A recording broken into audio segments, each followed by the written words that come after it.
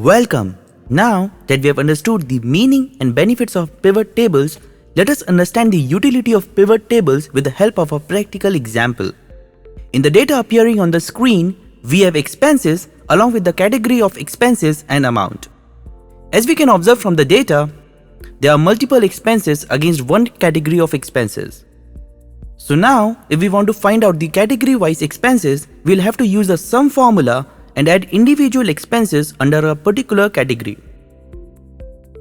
However, it would be a very cumbersome task, and also the chances of error would be high, especially if there is a large set of data. Here comes the pivot table.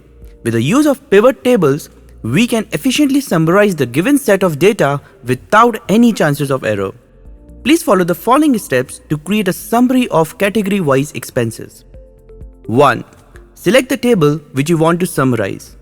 Now, go to the Insert option on the Excel ribbon and click on Pivot Table to create pivot table and press Enter. You can also create a pivot table with the help of shortcut key of Alt+N+V and press Enter. Now, drag Nature of Expenses in the row section and Amount in the Value section of the pivot table, and you can see the category-wise expenses. 4.